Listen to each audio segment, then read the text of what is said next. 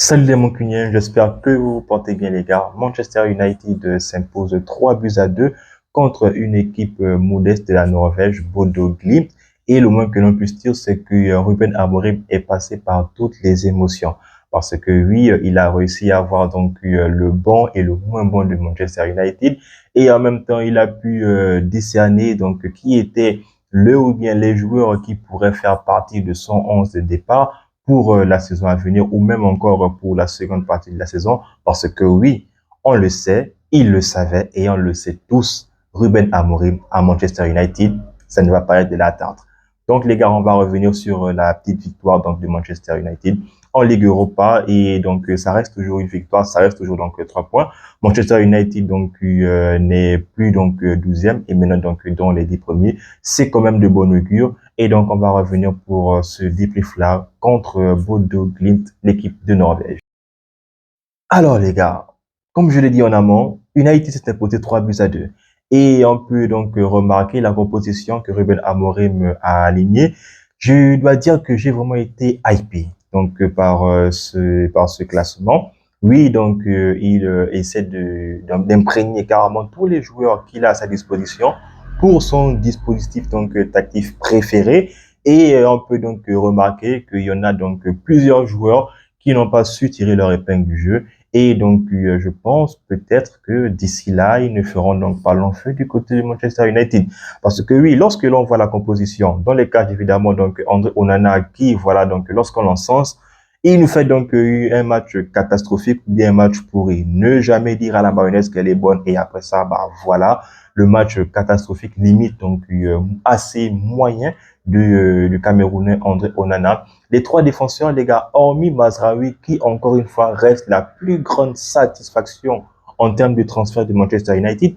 Et encore une fois, donc, merci au Bayern de nous avoir donc donné ce joueur-là parce que oui, il faut le dire, les gars, le Bayern nous les a donc, nous l'a donné parce que il n'a peut-être pas confirmé du côté de l'Allemagne, mais en Angleterre, il est arrivé donc à Manchester et sur le côté droit, il fait même en sorte que Dalot puisse dézonner et Dalot est en train donc de sortir des performances assez moyennes sur le côté gauche de la défense.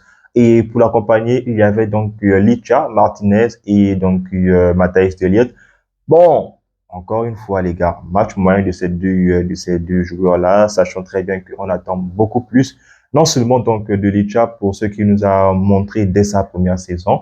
Donc, on sait que depuis sa rupture, donc le ligament croisé, c'était vraiment et c'est vraiment très difficile de pouvoir revenir donc au top. N'empêche que celui-ci donc engrange des minutes et des minutes et forcément c'est que du bonheur. Maintenant, que dire donc de Matthijs de Ligt qui n'a pas fait donc un grand match, c'est sorti presque hasardeuse donc dans le camp adverse a vraiment créé un gros trou, donc un gros déficit du côté de la défense de Manchester United et laissé donc tout le temps de marbre l'autre meilleur gardien soi-disant donc Onana qui encore une fois Onana donc a été plébiscité par tous les joueurs et a été donc voulu limite même par tous les supporters, limite donc par un grand nombre de supporters de Manchester United.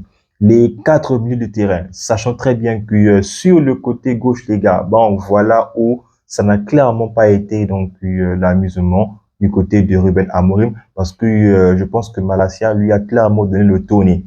Il avait dit lors de son introduction qu'effectivement, il va donc faire tourner le plus grand nombre de joueurs parce qu'il a aligné non seulement Malacia, il a aligné Mason Mount, mais aussi il a aligné donc Anthony. Et ces trois joueurs-là, bon, on va y revenir donc sur ses performances, mais on continue sur l'alignement. J'ai bien aimé donc le double pivot donc du Ugarte et de Bruno Fernandes. C'est la raison pour laquelle je dis que j'ai vraiment été hypé par cette composition. Parce que moi, je trouve que Bruno Fernandes, lorsqu'il joue en milieu relayeur, il joue donc vraiment très très bien. Il n'a pas besoin donc de beaucoup forcer. Lui, il est là donc pour essayer donc de faire le lien entre son numéro 10 et aussi donc de faire le jeu pour que voilà Manchester United avec ses attaquants puissent essayer donc d'enfoncer le clou avec leur adversaire. Donc les deux autres bas on pouvait donc bien sûr retrouver Anthony donc comme je l'ai dit et aussi donc du côté alors il y avait même encore qui sur l'autre côté là-bas donc euh,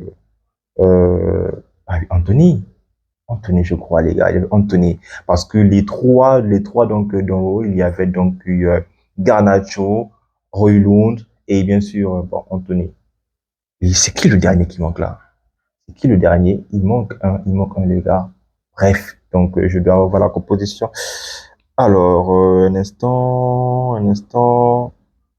Alors, donc, bah ouais, les gars, c'est ça, en fait. Donc, c'est Monte, voilà, effectivement. C'est Monte carrément qui manque, donc, à l'appel. Comme je l'ai dit, cette composition-là était hypante de ma part parce que Monte était là et Monte a joué en Nice comme s'il était donc du côté de Chelsea.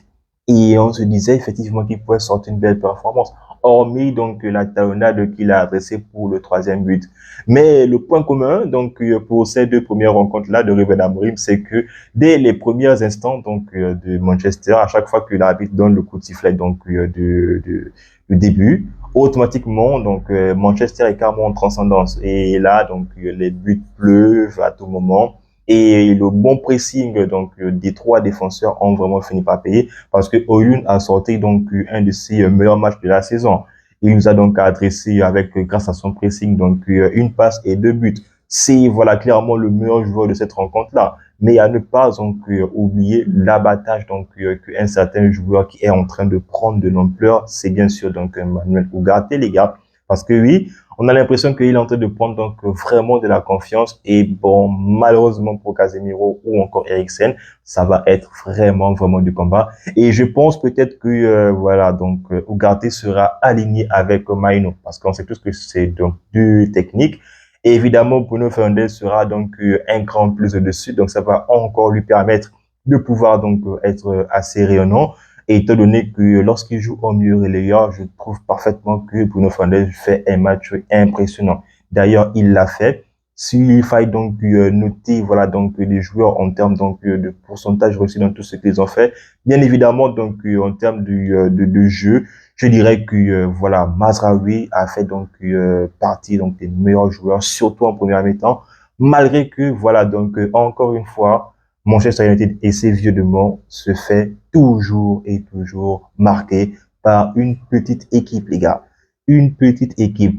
Limite même, on ne connaît aucun joueur donc de ce club-là. Ils sont venus en masse du côté de Manchester United parce qu'ils savent que c'est un grand club.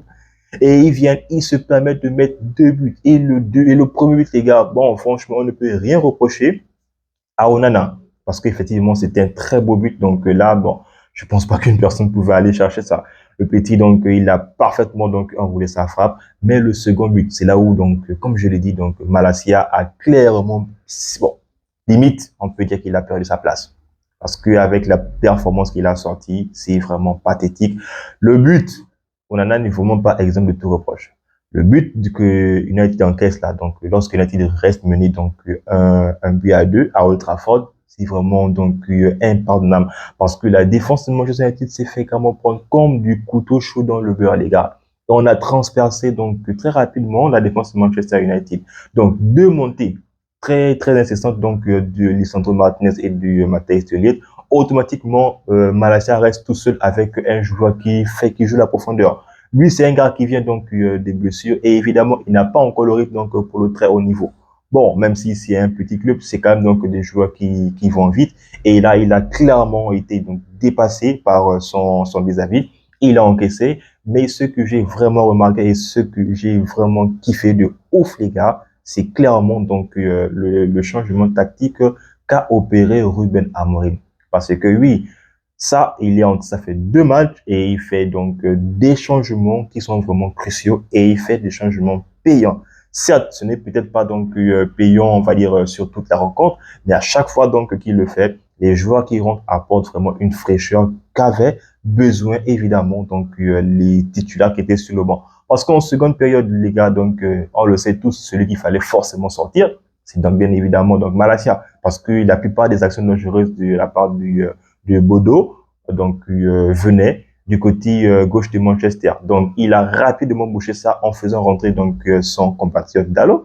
Et Dalot est venu faire la paire, les gars. Sachant que lui aussi, il est très en forme, il est aussi rapide, il avait donc la possibilité de faire donc des débouchés. C'était vraiment donc incroyable et c'était vraiment donc, on va dire, admiratif de voir donc ces joueurs-là essayer donc de sortir un beau football.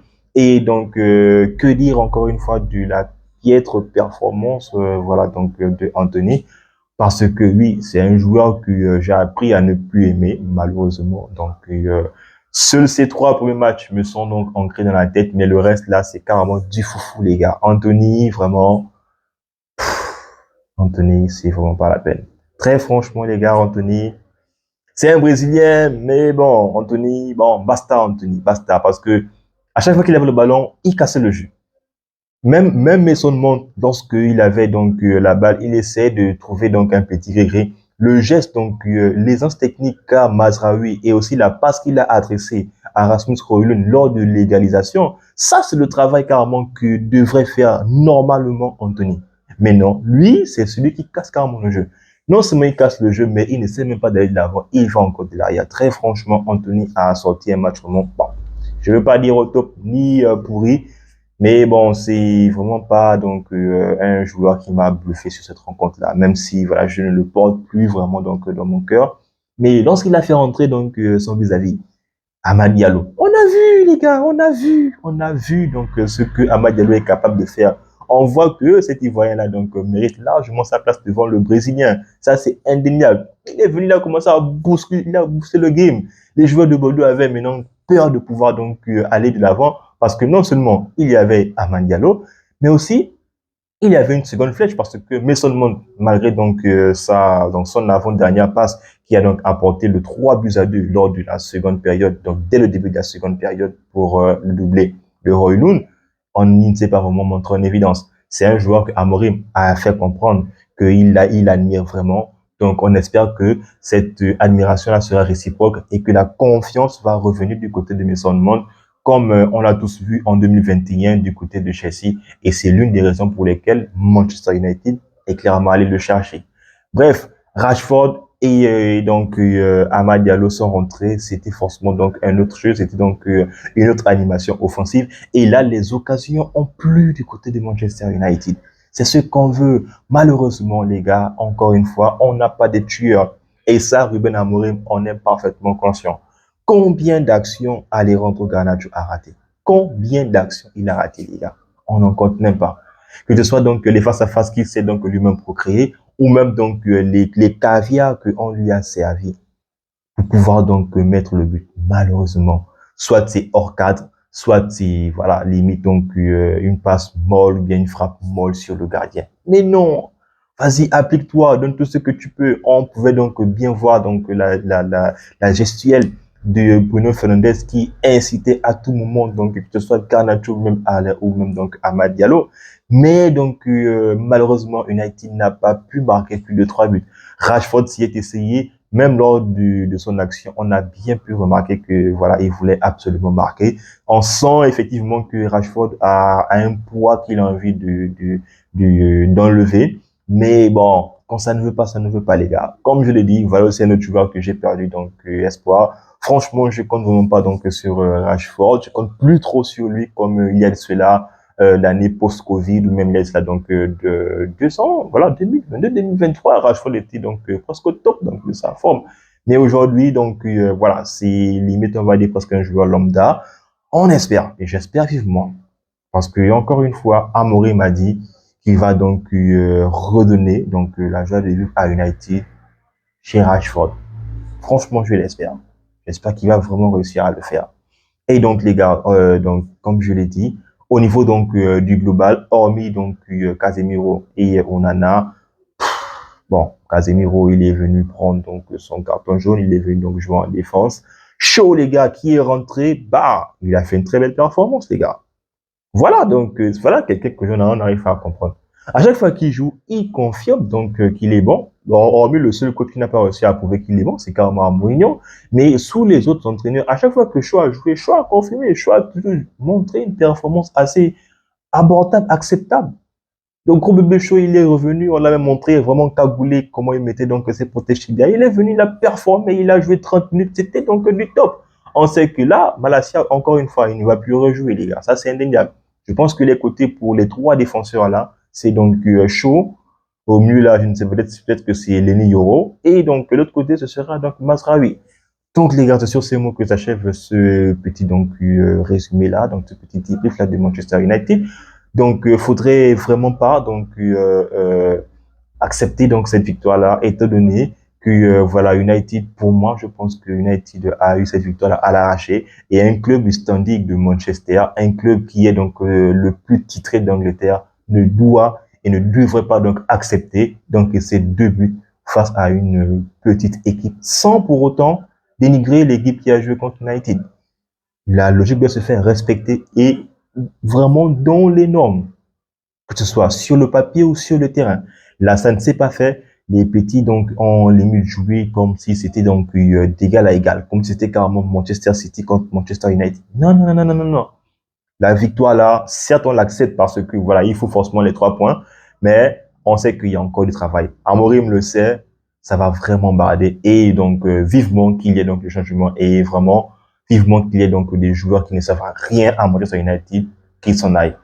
Donc, les gars, si vous avez aimé la vidéo, n'hésitez pas vous à me le dire en commentaire qui était donc le meilleur joueur pour vous, parce que pour moi, bah, mon meilleur joueur, hein, c'est donc Ougarté. Ensuite, s'il fallait que je fasse un top 3, c'est Ougarté, top 1. Bon, bien évidemment, donc, Rolun, parce qu'il nous a fait quand même 2 buts, puis une passe. Et donc, pour le podium, donc la troisième place, je dirais donc Mazraoui. Donc, n'hésitez pas vous à me dire en commentaire qui était le meilleur joueur pour vous. Moi, encore une fois, je me ferai donc un plaisir de vous lire